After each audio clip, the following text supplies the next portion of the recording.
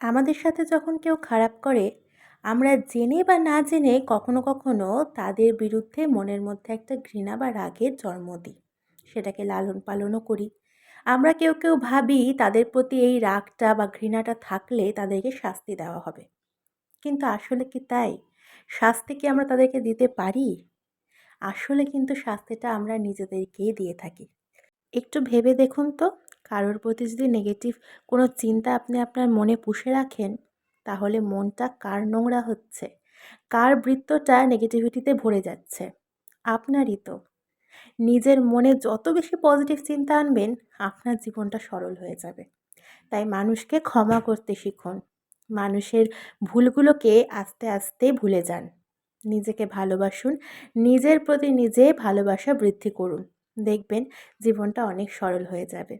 Thanks for watching. দেখা হচ্ছে পরের ভিডিওতে।